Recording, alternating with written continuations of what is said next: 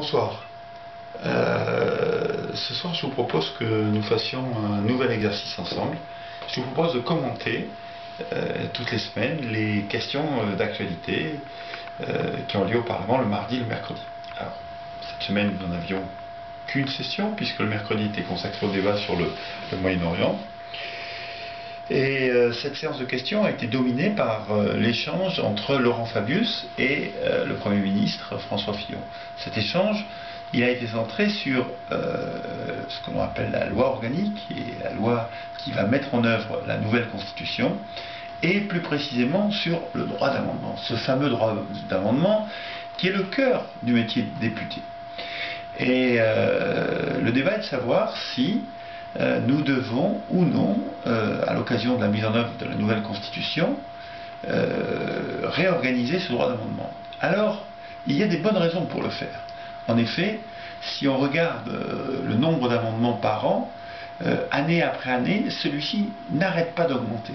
À la fois parce que les techniques de travail des députés, notamment en relation avec les acteurs socio-professionnels, les fameux lobbies, mais aussi à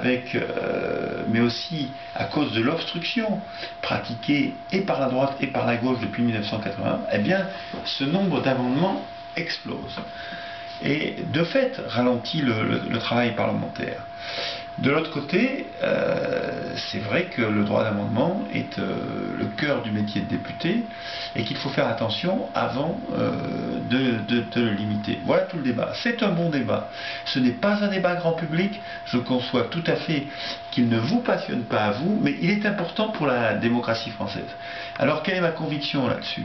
Et vous ferez la vôtre en entendant et Fabius et Fillon. Ma conviction, c'est oui, il y a un problème d'inflation d'amendements. Oui, il faut donc aller vers ce qu'on appelle une enveloppe de temps global pour les débats. Et au milieu de ça, il faut que les groupes politiques de manière responsable se débrouillent.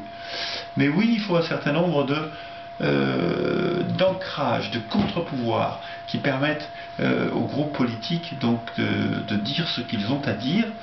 Le groupe centriste, notamment avec Jean-Christophe Lagarde, plaide pour le fait que chaque groupe puisse passer, même rapidement, chacun des amendements qu'il a déposés. Voilà le cœur du débat. Il est très technique, il est néanmoins très important pour notre démocratie.